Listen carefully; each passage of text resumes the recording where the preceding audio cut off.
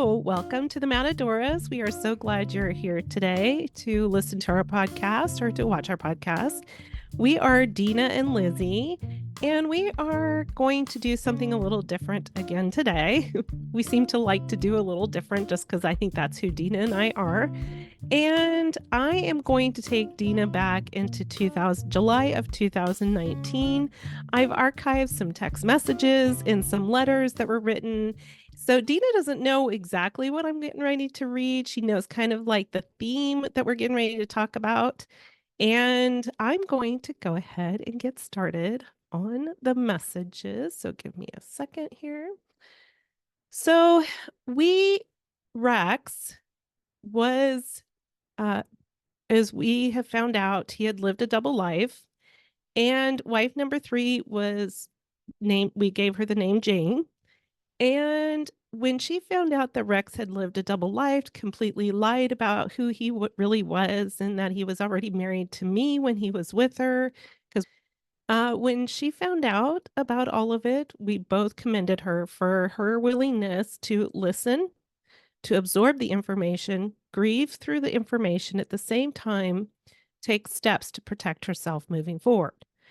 Well, Rex didn't like it. Rex had a hard time dealing with it. And he was at this point living closer to his sister, pretty much had to leave the area.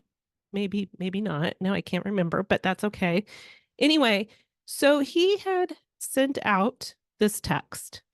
He sent this text to a group of us. And at this point, I need y'all to understand, I had blocked him on my phone since May, and this was July.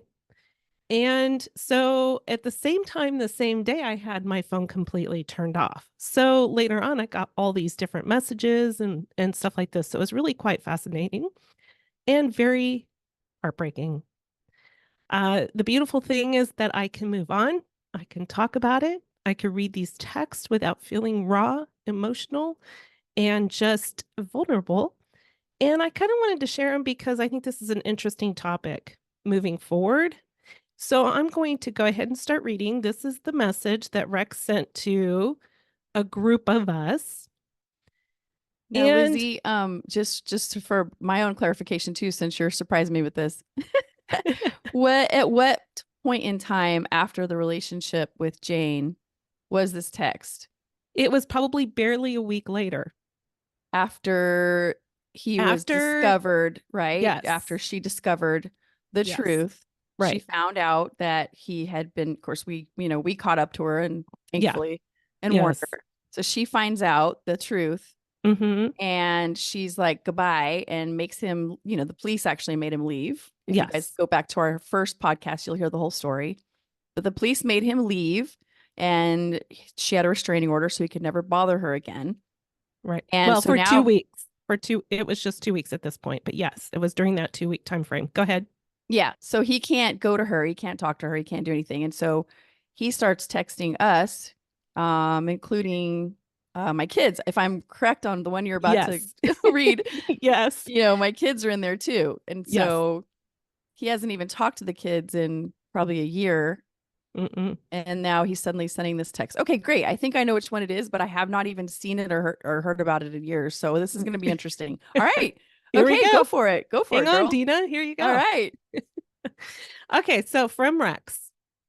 So he lists all names, but I'm going to go ahead and kind of, just so you know, I did change like names and everything, I would say, to protect the innocent. But Dina, and then he goes on to list all 4 of his children in birth order, and Elizabeth.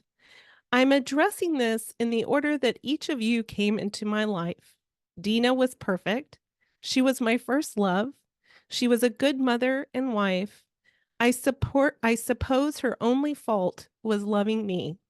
I am so sorry for the pain I have caused you. To my children, I love each of you with all my heart. I am sorry for the pain I've caused you. Elizabeth, I did care for you. I am sorry for the pain I put you through. I did meet Jane while we were married. What I didn't count on was falling head over heels in love with her. I have destroyed a beautiful soul with Jane, but I want you all to know that I love her with all my heart and soul. My daughter, thank you for contacting my sister. sisters.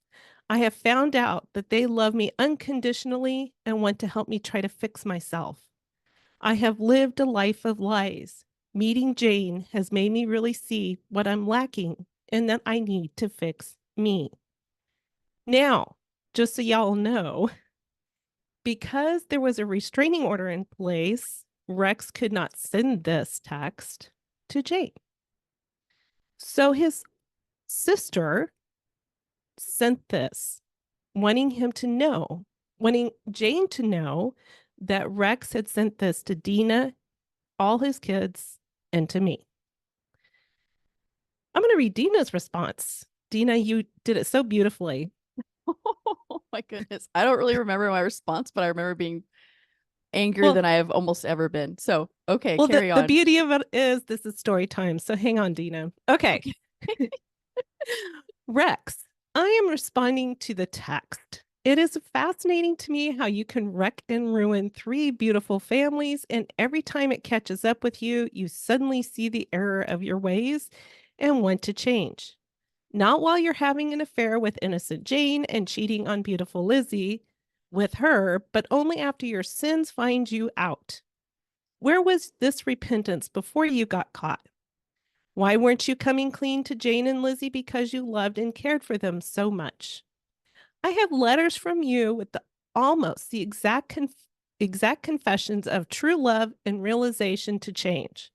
I am happy to share them with Jane so she can see your pattern of deception, manipulation, sexual perversion, and stalking the person who is dumping you and their pastor and loved ones. Your confession of love is a joke. Love doesn't manipulate, lie, and shame people. Love protects, uplifts, it's truthful, kind, and self sacrificing. So far, we have all been sacrificed for your own selfish pleasure and needs. You lied to me, you lied to my kids about Lizzie stealing from you and being a bad wife. She is amazing you're crazy to lose her. You lied to Jane about me cheating and not holding down jobs, lied about why your kids don't talk to you, lied to everyone, and now it's all in the name of true love. How romantic.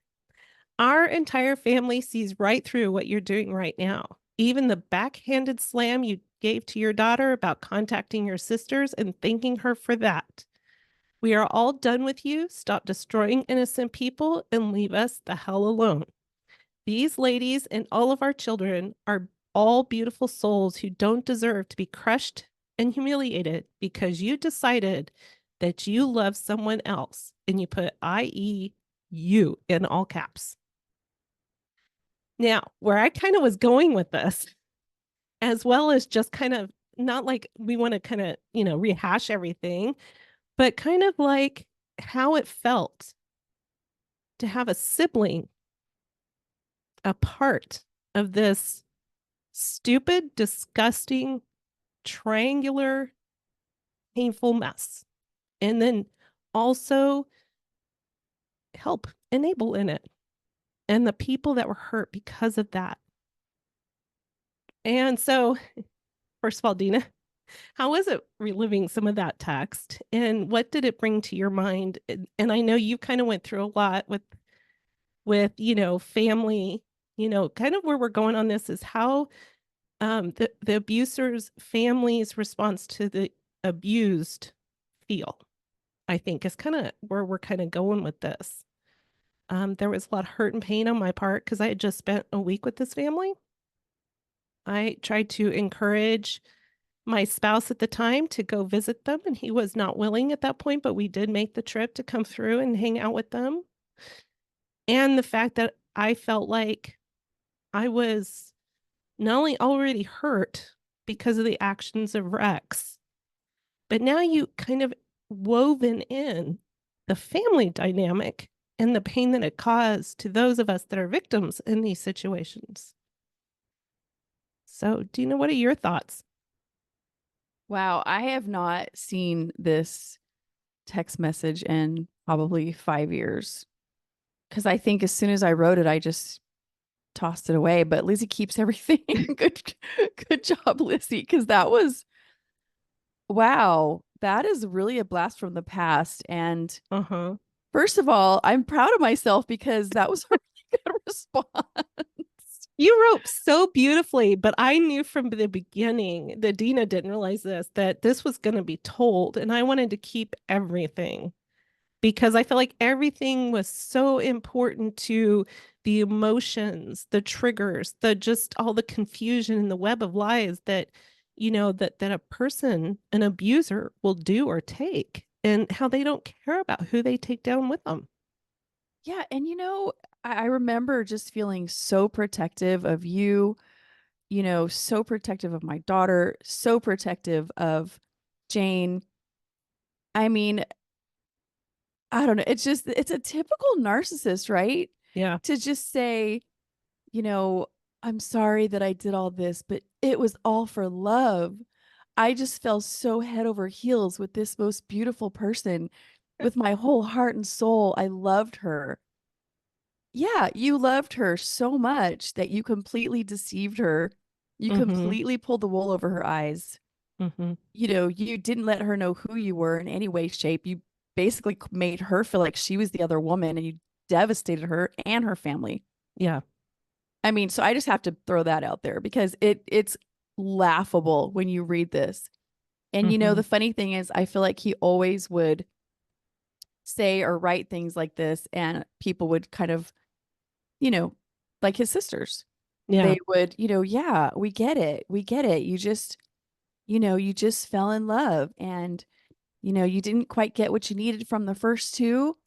And you just realized once you fell in love with number three while you were married to number two and lying about why you divorced number one, because I believe he did say that I cheated and that I Yes.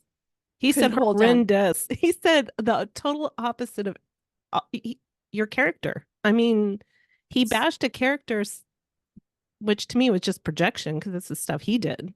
Go ahead. Yeah, which is crazy. I literally like never, he was the only one I was ever with, ever in Mm-hmm. my whole life, until my second husband right now. So it's like hilarious.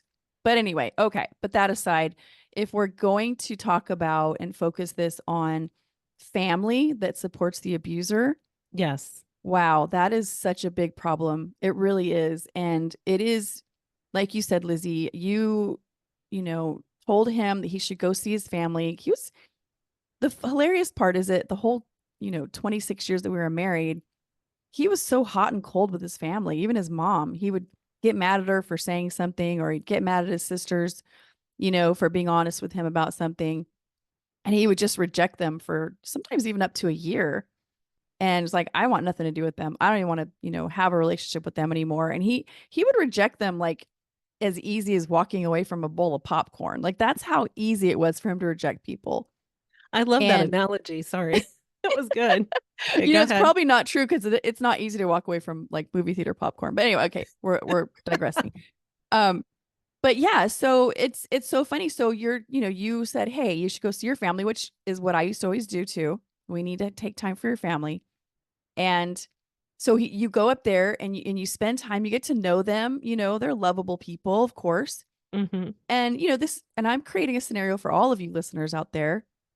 If you've ever been in a relationship and you kind of fell in love with the family, because that's usually what you do when you're with somebody, their family becomes your family. Yeah. It's very rare that people just come together and there's nobody else on the outside. You become a family, which is why it's so hard to break up. And then the family turns around immediately, and just slaps you in the face and Mm-hmm. is supporting his cheating and his lies and his absolute devastation of you. Yeah. I mean, it's like you were already slapped in the face and then you're slapped in the face again. And this is why sometimes people feel like they're crazy. If Yeah. everybody in the circle is saying this person's wonderful and everybody is applauding them, giving them big hugs and supporting their decisions, it makes you feel like, "Oh my gosh, is it me? Am I crazy?" Mm-hmm.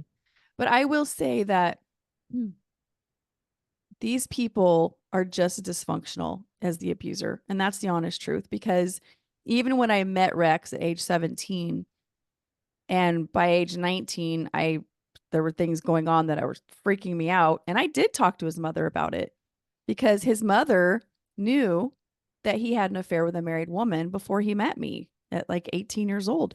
She knew about it. She's the one that caught him. She's the one that exposed it. She's the one that threatened that if they didn't break up, that she would tell the whole town.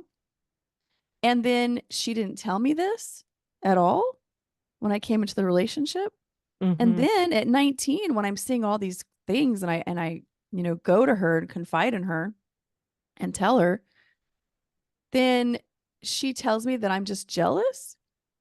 It's all me, that I've got the problem. Maybe he is doing what I say he's doing, but he's only doing it because I'm jealous and I'm insecure and it's making him want to do other things.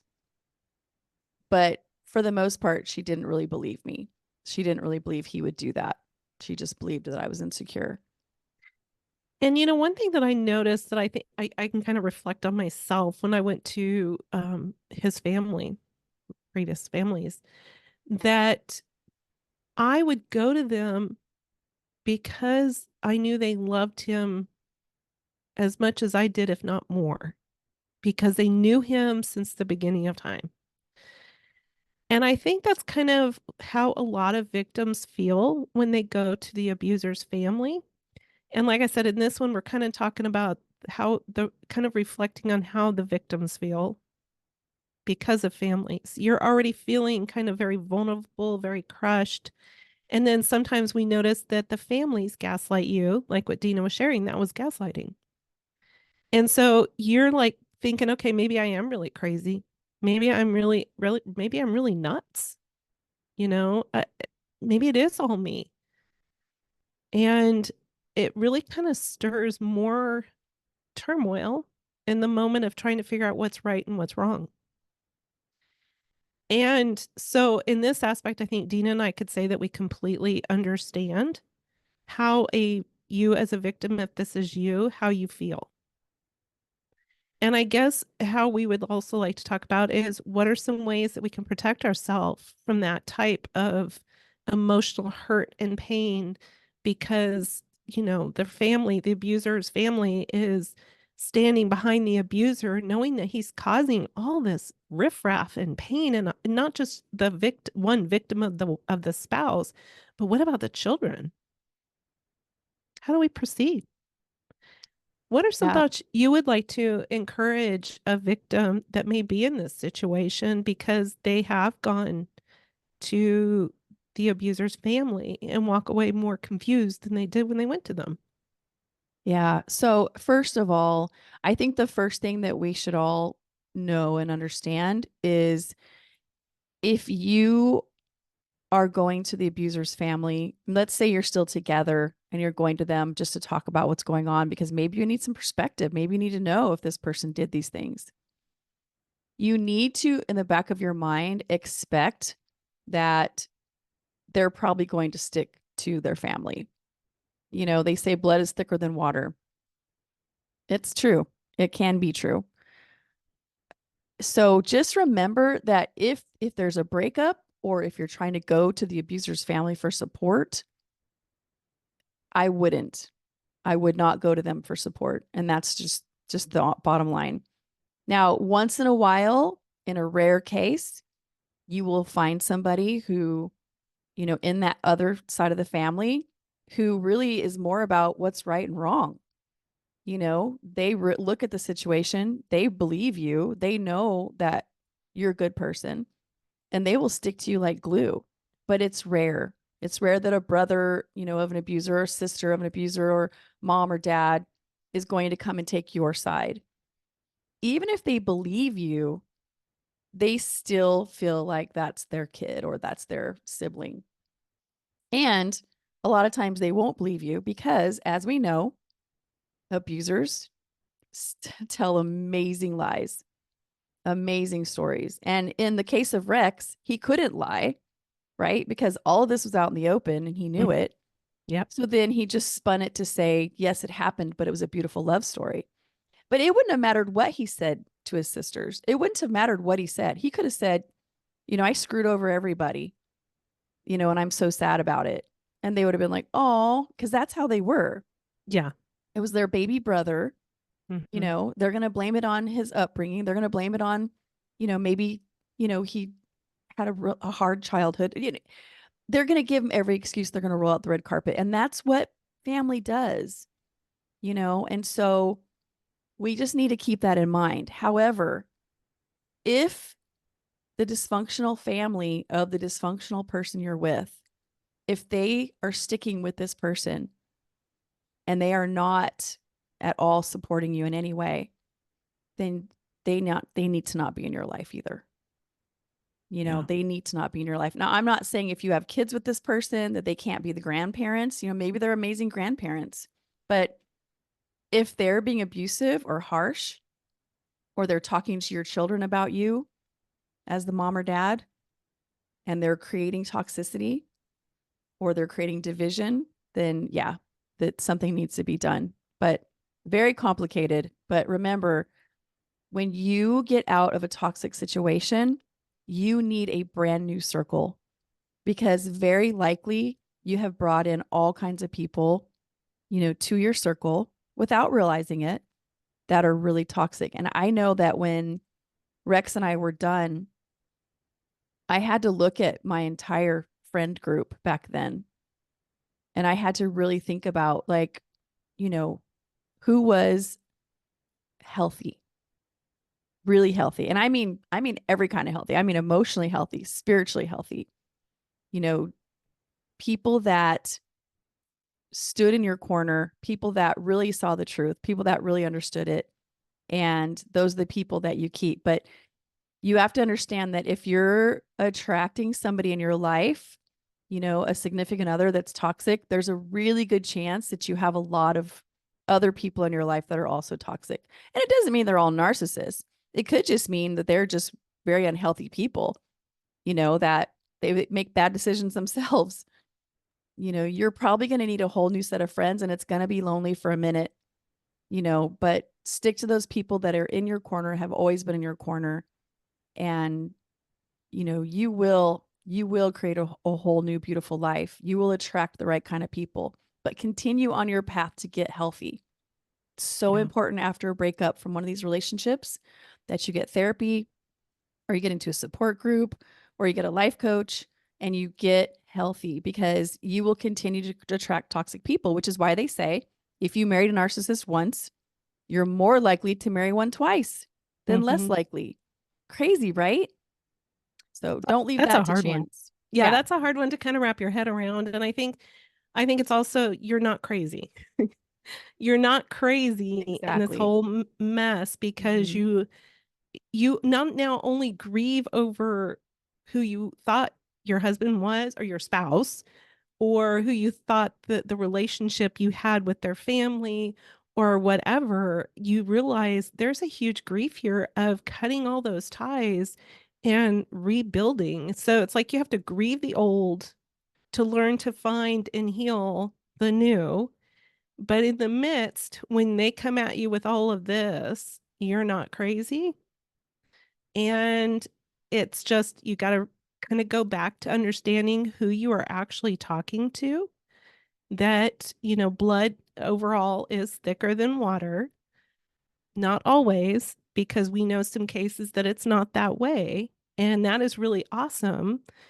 And, another day, Dina, I really want to talk about the families of the abusers, and maybe things to be sensitive of if they have an abused person coming to them.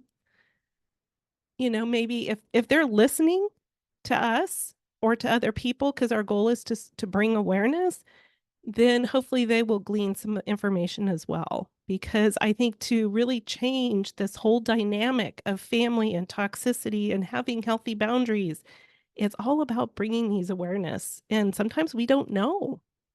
We don't know that maybe our actions are causing some toxic reactions to other people and pain. Exactly. And remember too that, the family of the abuser is going to feel like they're betraying the abuser sometimes if they stay friends with you. Or it's just going to feel awkward, or it's just going to feel like they're in the middle. and they're listening to him or her complain. And now they're listening to you complain, and they're just feeling trapped. Like they don't know what to do. And most people don't want to be in that situation. So sometimes, even though it feels like rejection of you as a person, sometimes they're just rejecting the awkwardness and the drama of the situation. It still feels like rejection though. And that's where you need support and you need therapy and you need people in your corner, because you might lose, a dozen people or more that were, a week ago in your family tree and, your people and your go-to for the holidays and all those things. It's huge. It's a really, huge transition. But I'm telling you, like, there's nothing like freedom. There's nothing like being in a family that is healthy and supportive and kind, and there isn't all of this toxicity. There's nothing like that. And it's an amazing example for your children to have a peaceful home, where they feel safe and secure. And even the family members, outside of the significant other, are safe and secure people. Like, that's what you need in your life. You need safe, secure, healthy people, and nothing else should do. But you first have to get yourself healthy, because you can't be in a toxic relationship like that and then say, well, I'm healthy. They weren't. Because I said that. I said, I'm healthy. I know I am.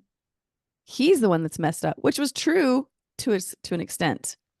But I didn't realize how many codependent behaviors that I had and how many of my filters were completely off, and how much my self-esteem and my self-worth and my value were affected in who I thought I was. I needed a complete revamp in order to pick a better person the next time. That's well said. Very well said. So there you have it. It's maybe short and sweet, but we just, like I said, wanted to kind of talk to the victim right now, or those, that may be walking beside someone that's in this situation. We know the emotional trauma and the foothold that it has in our lives. When we want to go to the families, like I said earlier, it's because we want to go to someone that loves that person as much as us, if not more so, and hoping that, there's not just validation of our emotions, but maybe they had some wisdom or whatever. But like Dina said, it's so hard for them sometimes, whether they think it's the drama that you're bringing into their life or the life of the family, but also they don't want to betray their family. Whether it's right or wrong, those are the emotions that the family members have. And no quick fix, no easy answer. I know sometimes that makes us feel even more alone, especially if you or somebody you know is living in an area that they are surrounded with nothing but their family, the abuser's family. You feel more isolated instead of feeling supported. And then we also know that sometimes when you're in those situations and you're trying to break free, not only do you feel alone and isolated, but you're stuck because you can't go to be closer to your family. So there are so many dynamics here to kind of unravel. And, I guess it's just kind of like you're not alone, you're not crazy. It's okay to cut ties and try to learn what your healthy boundaries look like, so that way you can be better, so you can make clear decisions that you need to make that's best for, or what God would even want for you or your children moving forward, and not feel pulled in so many different directions. And that's why Dina and I would always say, choose your counsel and choose it wisely. And most of the time, it probably will not be your abuser's family. Yeah, I agree 100%. Matter of fact, I would just say, don't, even if your sister-in-law or your mother-in-law or your brother-in-law was your best friend, don't go to them and confide in them in what's going on. When things are getting rocky and things are about to break up, I would just say, don't do that. Get somebody that has been around for a long, long time in your life and that's going to continue to be around whether you're together with that person or not, because it's very sad to say, but generally it's the whole family that breaks up, as a rule. again, there are some exceptions, but very few. Yeah. We appreciate it, guys. We thank you so much for listening and hope that you do not feel alone in these situations. We hope you feel our connection to you and how much we care deeply about each and every one of you. If you have any questions, thoughts, or ideas, please do not hesitate to reach out to us. You can find us on thematadors.com. We'd love to hear from you. Please do not hesitate to reach out to us, and we hope you have a wonderful day. Thank you. Thank you.